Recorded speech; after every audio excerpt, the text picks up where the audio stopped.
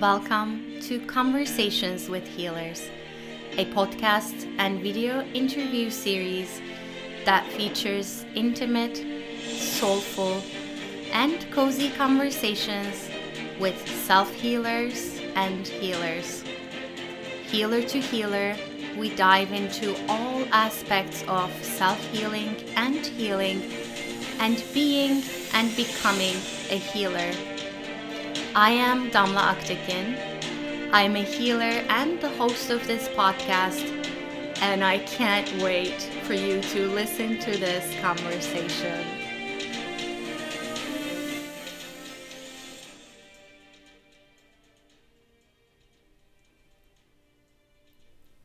If you are new to this podcast, please take a moment to subscribe so that you can be aware of new episodes. I also invite you to visit adropofom.com, adropofom.com, where I share a lot of free resources for self-healing and healing, and you can take a free quiz to find out what your energetic wounds are and how they may show up in your life. Discovering what your wounds are is the first step in healing them. I hope you enjoy this episode. There is one more thing I would like to share with you before you listen to this episode. I created a wonderful container to help you heal your energetic wounds and activate the infinite light and potential of your inner children. It is a crystal energy healing membership called Chakra Bliss Vault. Every month you will receive 3 new crystal healing sessions. Plus, you'll immediately have access to my entire energy healing recording library when you sign up. The membership is really affordable and will continue to be so. You can find out more about it at adropofom.com, adropofom.com. I invite you to make healing your energetic wounds and connecting with your inner children a priority and invest in your well-being by becoming a Chakra Bliss Vault member. Hello everyone, this is Damla with A Drop of Om, and I have a very special guest today. Julie Hilsen is with us. Welcome, Julie. Oh, thanks for having me, Damla. It's my pleasure. Yes, I'm so glad to chat with you. Julie is the host of the Life of Love podcast, author of Life of Love, A Joyful Guide to Self and Sensuality. She shares her passion for living a life of magic and joy, and her book and audiobook are tools for self-discovery and finding joy in everyday life, which we're going to dive into together. First and foremost, I'd love to know a little bit more about you, Julie, and can you tell us what led you to this podcast and this book, Life of Love? Was your life always a life of love? Were there any other steps along the way? What led you to doing what you do today? Well, I've always been a sensitive soul, and my life before Life of Love, I thought was centered on love and service, but it was actually more centered on service to others because I realized how, I guess at a young age, I realized how everything we do impacts everyone else. And I always had a pulse on that. And I always felt like, people can affect me, so I have to watch how I show up. And I've always had that lens of sensitivity, which is a gift, right? But then also it can make you really, really good at ignoring what's going on in you because you're always looking for validation from everyone else. So I'm not going to complain. I had a great life until I started this quest. It was a great life on the surface. I was checking off boxes. However, my heart was dead. And more recently, I've really discovered that my heart and my essence was over here. It was away from my body. It wasn't centered. And I can say now that I'm in that place of centeredness where I'm connected, my body and soul, my values, my joy, it's all in me. But it took me a while to bring it back.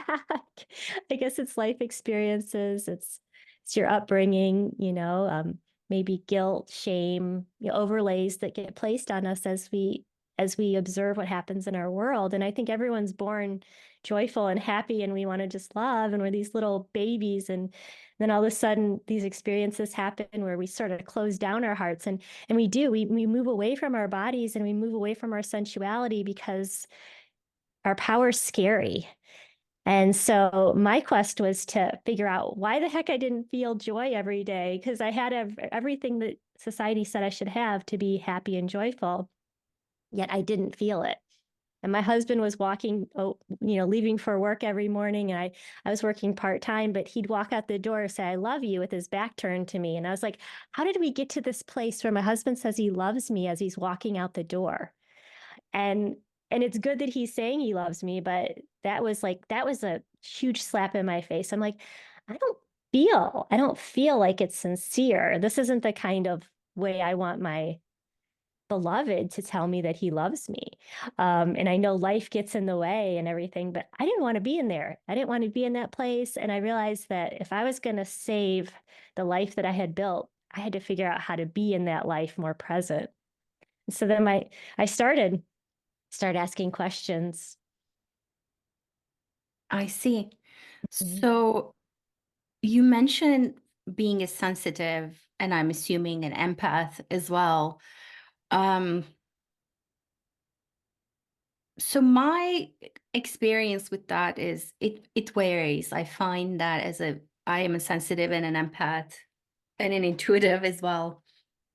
I think that I relate to what you're saying at the beginning. It's very overwhelming to be with people because you feel everything and sometimes it takes over.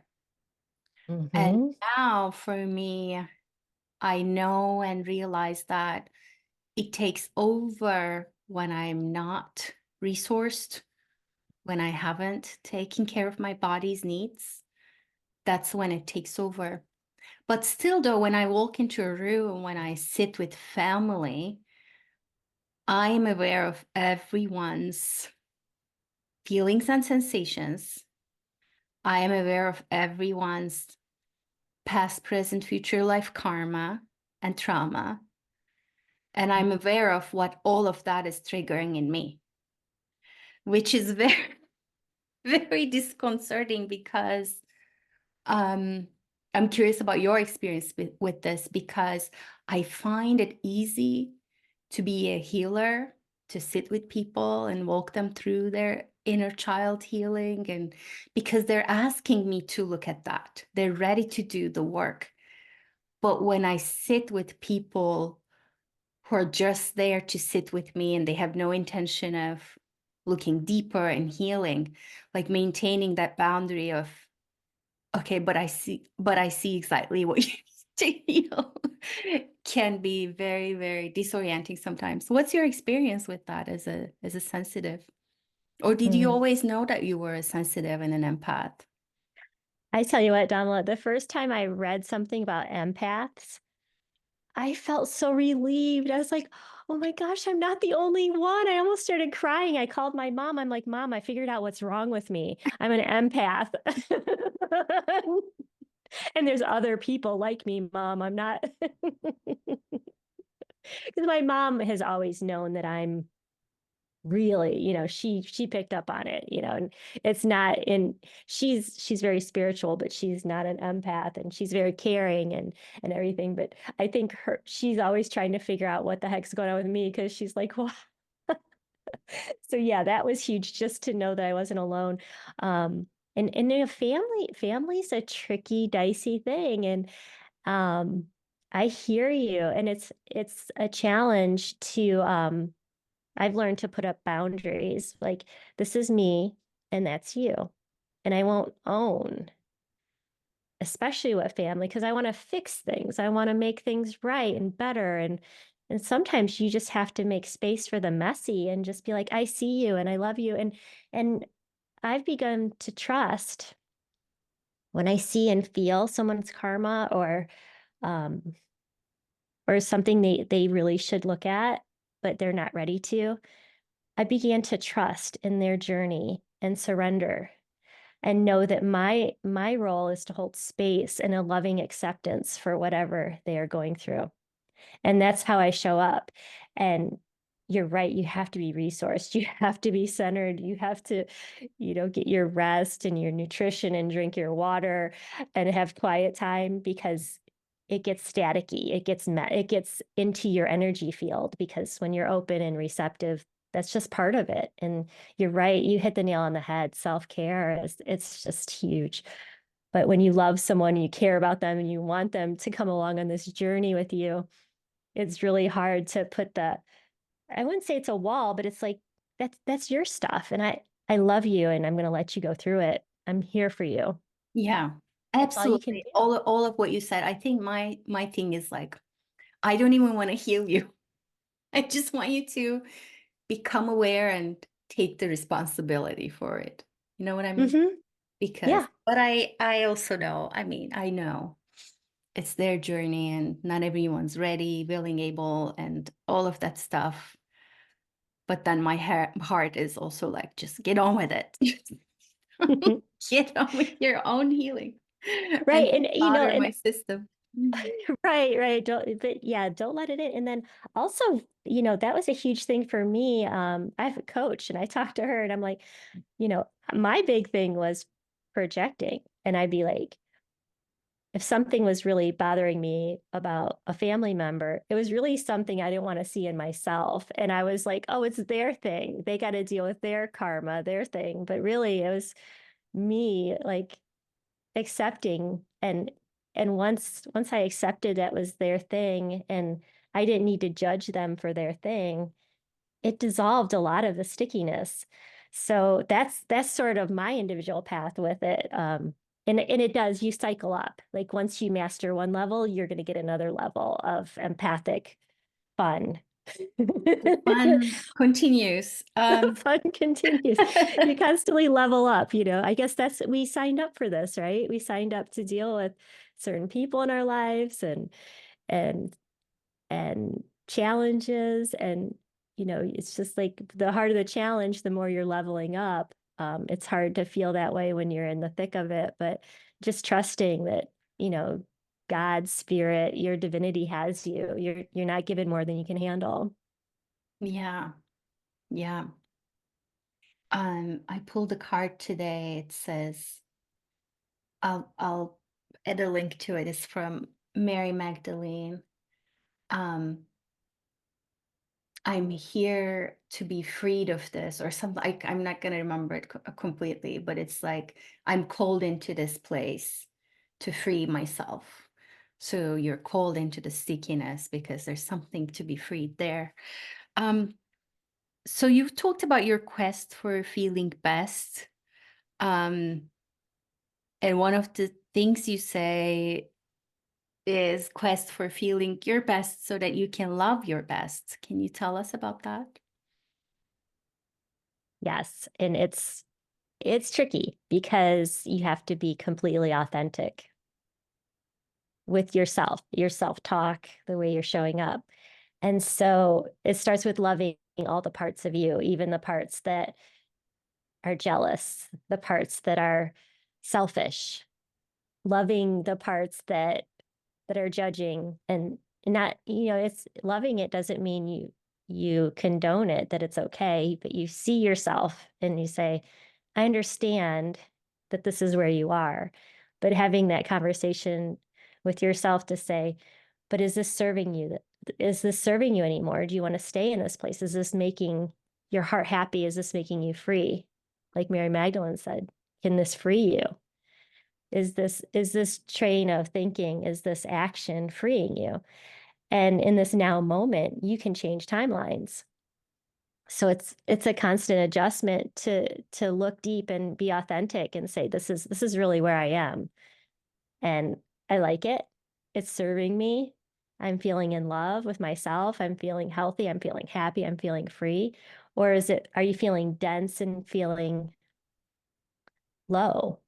And it's a constant checking in with your heart because your ego is here to protect you and to think about all the things that went wrong and all the things that could go wrong. And it's really important because it serves us. It serves our survival here on the 3D plane, and we need it. But then also to temper that with, but is my ego making me fearful? Is my ego putting me in shame? Is my ego judging? And deciding in the now moment where you want to be, with the lens that where you were when you did that was the best you could do at the time, and giving yourself compassion. And so this life of love is this constant checking in, finding what brings you joy, and then readjusting your timeline to get to that higher expression of yourself. And there's nothing wrong with that expression of yourself that felt alone or felt disconnected. That's a beautiful place, because when you feel that, you can know that there's another place to go. And it's not about being better. It's about showing up the way you want to show up, and knowing that every choice was perfect in that moment because it had to show you something.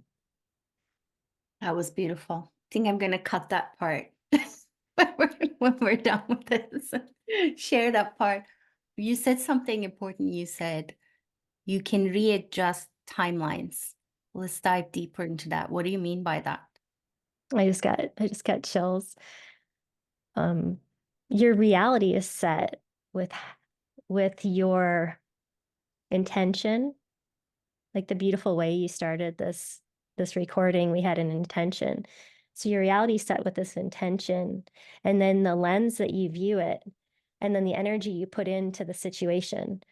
So you can constantly go to a higher timeline with this idea that you're in control, that your reality is created by the way you're viewing it and the energy you're putting in to create it. So it's a balance of the masculine and feminine. It's the feminine creative vision of what you want, and it's the masculine putting the energy into it to make it what you envisioned. And we need both. We need both in our lives. Both are extremely precious and necessary. And this new moon, this new age that we've come in with the planetary, the astrology is so glorious, because we're getting the divine feminine back and honoring the sacred masculine. It needs us just as much as a feminine, but the feminine is taking the stage right now. And so we get this place to play, and this energy of creation. And you're only bound by your imagination or your vision of what you want your life to be. Okay, here's what I am understanding from what you're saying, which is you talked about being in the now. As I understand it, in the now, in the quantum realm, the now exists and as a multiple timeline. There's past, multiple presents, parallels, and the future ones, and the parallels of those.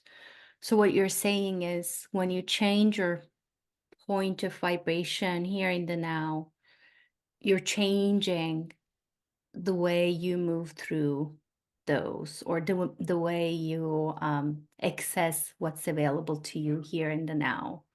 So you could be accessing just what the density of the emotion or your nervous system allows you, or you expand your nervous system capability and ability a little bit, give yourself some softness, and then you expand it and access some more.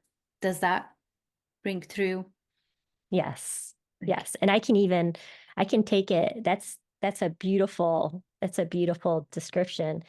Um, in the 3D, if you want to play in the space and just experiment, it's really fun, because we get lots of choices. You can think about anything that seems like a groundhog moment in your life and decide that you're going to show up in a different way. You could take it as simple as brushing your teeth.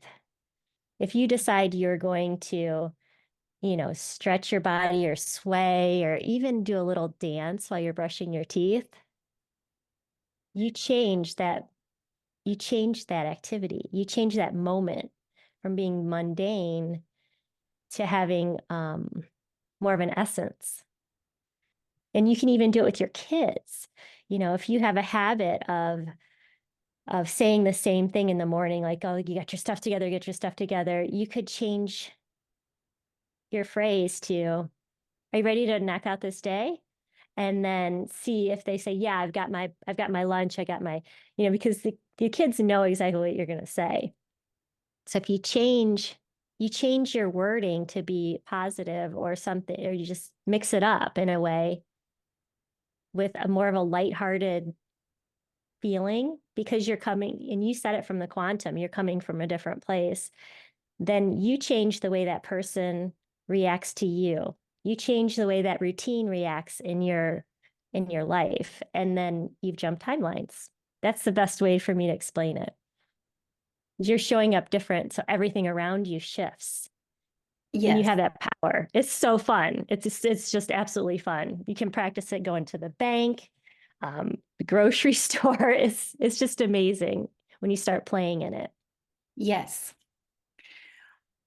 Yes to that. And I want to say, as a complex trauma survivor and as a long-time empath, I find, yes, I can get there energetically. You know what I mean? I have certain practices, certain ways, meditations, whatever. And then I'm also very aware it takes my body longer to get there.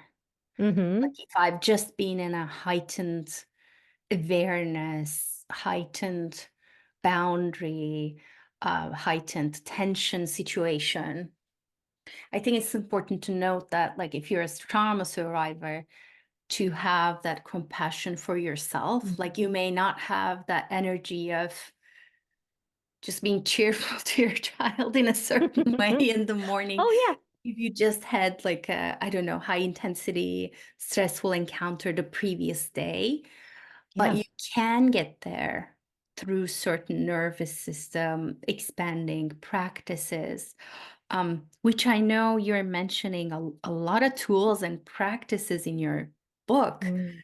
which might help with that. Can you tell us about your book, The Love of Life? I mean, Life of Yeah. Love. Life of love. Yeah, yeah.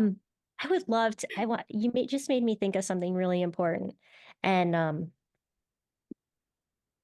the practice, well, I'm going to back up. So, one practice that I talk about was the Om, and just the idea that you're going, oh, and you're feeling the way the vibration goes through your body, and that brings you back to your body. And when you mention multi-trauma, if even if you say you're waking up in the morning, you had terrible dreams, you had nightmares all night, you were fighting whatever you're fighting at a soul level all night, and we've all woken up and we're like, it was a rough night. You didn't feel like you got any sleep. You were in your bed sleeping, but you were dealing with all these things that we deal with in the ethers when we're sleeping.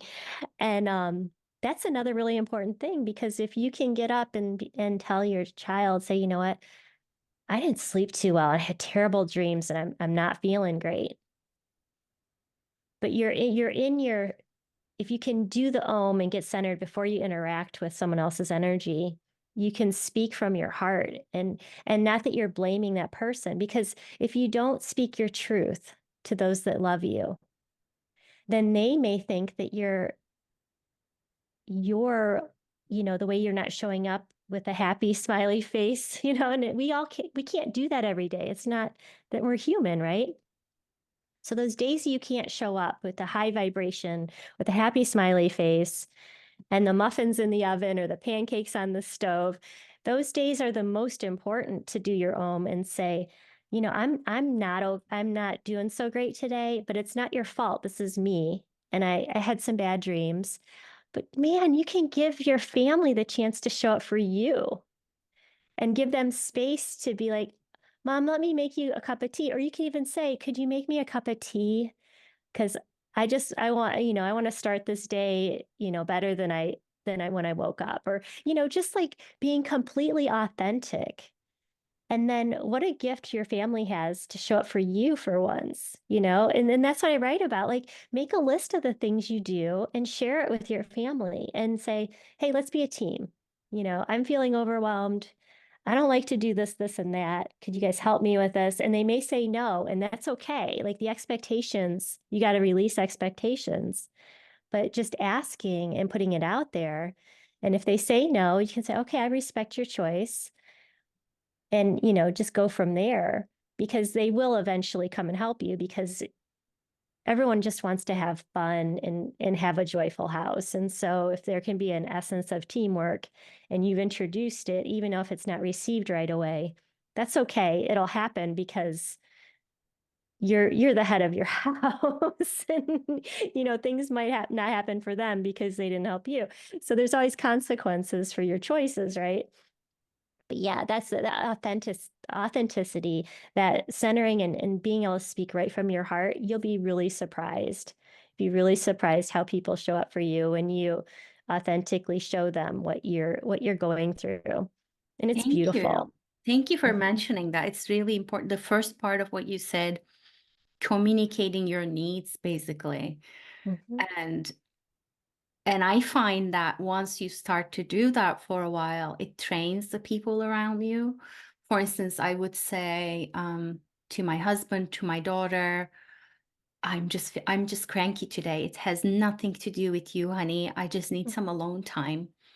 And in turn, she's approaching 12, my daughter. She comes and tells me, Mom, I'm just cranky today. Just leave me peace. It has nothing to do with you. What a So gift. Yeah. exactly. So I don't, push her or prod her boundaries. And she's very clear about that. I have a different approach to the chores. I feel like I don't call it help because I feel like we live and create this house life situation together. So we get to do it together. It's not Hmm. considered helping me. It's considered living together, and we all each have responsibilities and chores. And I don't, right now my daughter has this huge pile of laundry in the middle of her room. So she gets to decide when she folds those, but it's her responsibility to fold those. And I sometimes have a huge pile in my room. Hmm. So once she has taken on the responsibility, I don't go in and say, you didn't do this. Why didn't you do this? Do this now or something like that. But I completely hear you about, and that's something I guess it's like another trauma response, isn't it? To take on a lot and then to not say, okay, like this is too much right now. Can you guys do the dishes or or whatever? To say like this is too much. Like doing or taking on quite more than you can handle at certain parts of your life versus saying what resources, what help, what collaboration is available to me. I like that tea part. I think I'll ask for a cup of tea Cup of later tea. on Everyone today. can make a cup of tea. I will never ask them to make me coffee. That would be a mess, but everyone can make a cup of tea.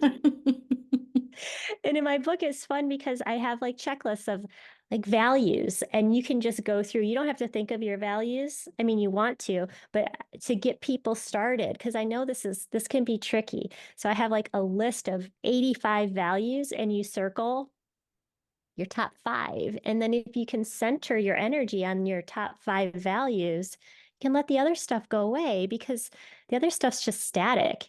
And if you can come back to what's most important for your heart and your light to make you shine, and then you showing up in a better state, more balanced, more happy, it affects everyone around you. But if you don't have that, if you haven't spent the time to find your light and to find your values, then it's really easy to get off track.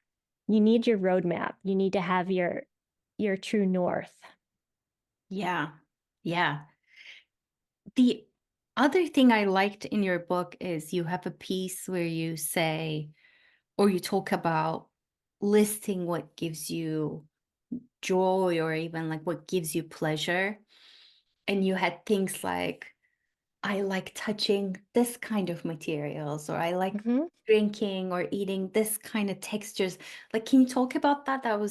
I thought that was a beautiful way of looking at, like when we think about joy, when we think about pleasure, just opening the lens to diving deeper into the everyday things, even. Yes, I believe it's my perspective. That's where sensuality comes in every day. When you can enjoy the textures around you, you can enjoy the way the breeze hits your face, or even when you bundle up. We're in winter right now, and you bundle up and you put your scarf and your hat on and your jacket, and you feel that cold hit your cheeks. Is that sorry, is that invigorating to you? Like, you feel alive when that cold, you're warm and you're cozy, but you get that contrast of the cold. And, even I worried about when you wash dishes, the fuzzy soap bubbles on your hands. Is that a nice feeling? Can you absorb that feeling in the now moment? When you're walking, do you take the time to smell the way the flowers are releasing their essence to you? Because they do. When you walk by, those flowers release essence, and the plants do respond to us. And it's these quantum things that are happening around us all the time. If you can just try to be present, try to be aware of the little things, the way new socks feel on your toes.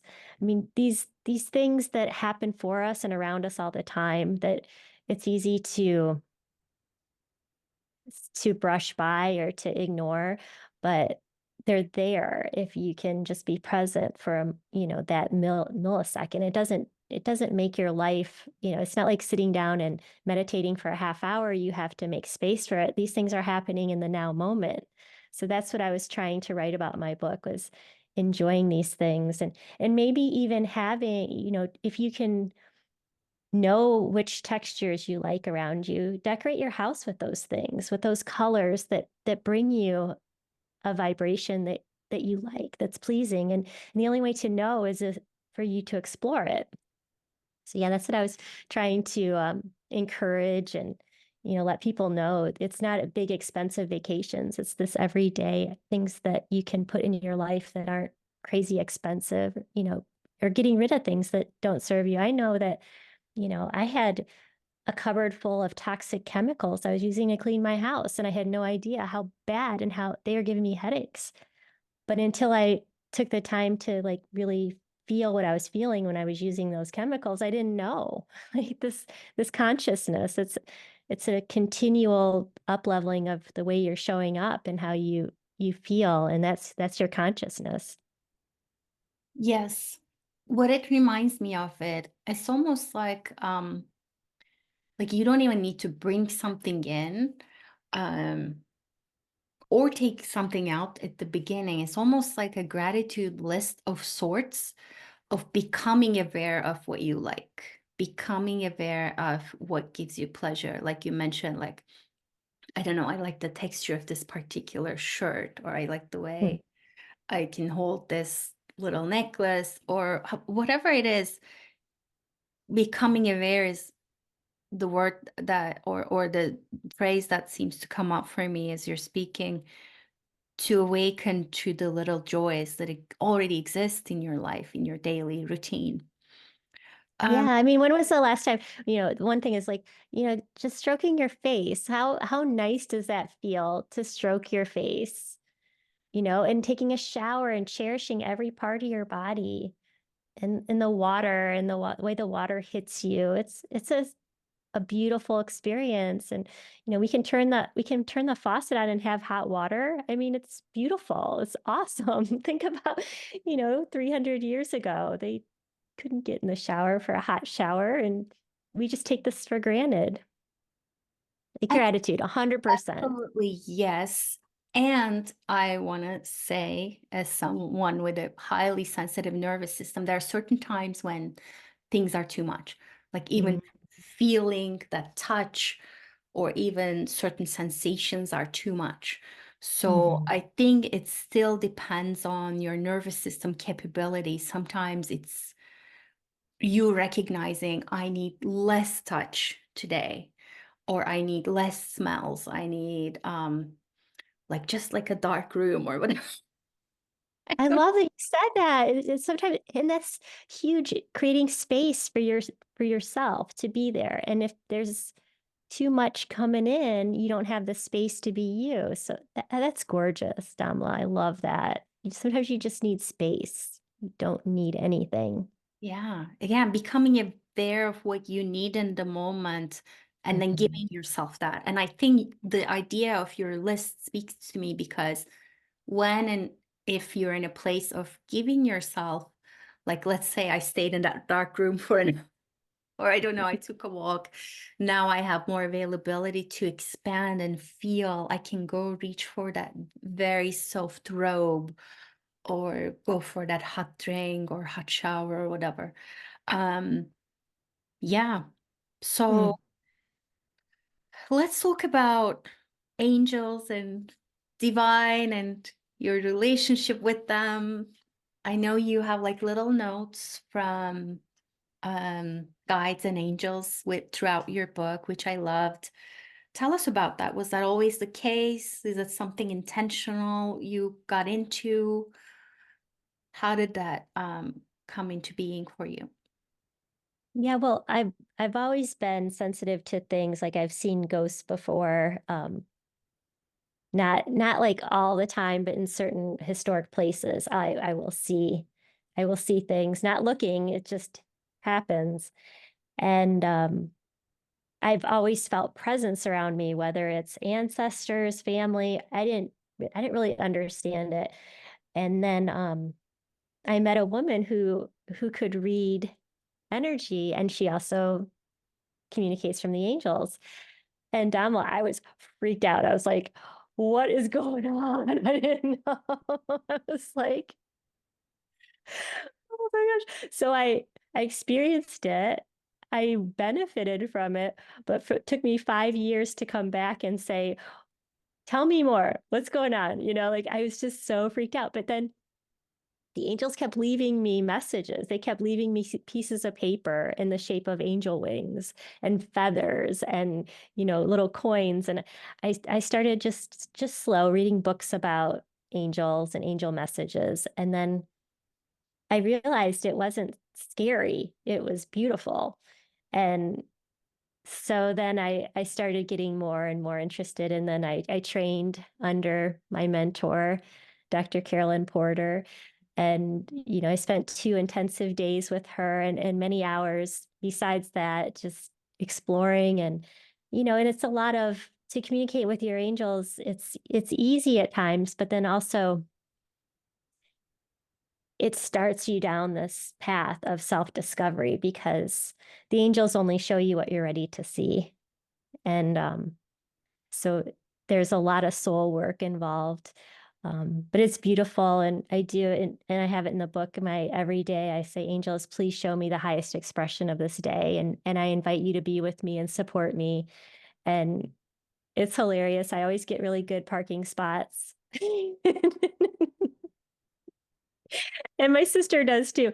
And the biggest thing when you ask angels for help with mundane or huge things is to thank them and to celebrate, And when they show me something, I'll ask a question and then I'll hear the answer in a song on the radio. It'll just be, I'll ask the question, I'll turn on the radio and there'll be something. Or I'll ask the question and a hawk will fly over, and the hawk is my higher spiritual self saying, yes, you're on the right track. And it happens all the time. But I always celebrate that moment. I'm always like, appreciate it. You guys are the best team ever. Like it's when you thank them, when you acknowledge that you have these entities, and someday I'll know exactly what they are. But for now, they're my angels and my guides, my Akashic team. I celebrate them and I celebrate their communication with me, even though I'm not seeing angels, but I'm feeling their messages and I'm getting clarity on situations that 20 years ago, I would have just been like, well, what is everyone else doing? That's how I used to make decisions. I'd be like, well, does this get me ahead? Is everyone else doing this? I'm in a totally different place. Now I'm like, well, what do the angels say? And I'm just going to wait for a sign. And then it's a magical place to be when you can say I have this team around me and supporting me, and I don't have to rely on someone else's response to me to make sure I'm on the right track. Because that's what I used to do. I used to be like, is this pleasing to my husband? Is this pleasing to my family? And when you live in that space of your value is based on how others feel about you, it gets really hard to live like that, and it's depleting. So I encourage people to find out their true answers. And the angels can help. They really can, because they want us to be happy. And I do believe that there's angels assigned to each person to help us reach our goals. And, listening to near-death experience survivors, they express that there are guides that meet them and that they have help. So I think it's really exciting, and I'm just happy to be part of it all. Yeah. Yeah. Oh, I talk to my soul team every day. I call them soul helpers. I don't necessarily differentiate. I just call them like, as I call in help, I say soul helper guides, elders, helpers, and guides. Mm. And I know that there are angels in the mix, but I appreciate you saying and talking about that magical way of being able to tap into that resource. And I see them as just like us embodying the quantum essence of the love that we are. I see them just the essences of love floating about us or going in and through and wherever, existing in multiple places. They can do a lot. But just these like vibrations and streams of love that exist that we can tap into, and in that way they're not really separate from us because we are love and they are beings of love. Mm. I'm just curious, like, what was the message in that first reading that you got? Do you remember? Did anything stay with you? Yeah, I mean, it was a holistic moms group, and we were sitting in a circle, and she went around and talked to everybody, and I never met this woman before. First time I met her. And she knew that I had a child who had been sick, and my youngest son was born with cleft lip and palate, and she didn't know his condition or that he had had many surgeries, but she knew that I had gone through that. And she said, the angels are telling me that, you've struggled with health issues with you and your child, and they're applauding you for what a good mom you are. And, you know, it's really cool. And then she mentioned something about a house, and that I should go ahead. And it's interesting because I think it's sort of like when you get your palm read by a psychic. They say things and it just clicks it just clicks, it just connects, and you know exactly what you're supposed to do in that now moment. If you don't think about it too much, if you just listen and it hits you and you're like, oh yeah.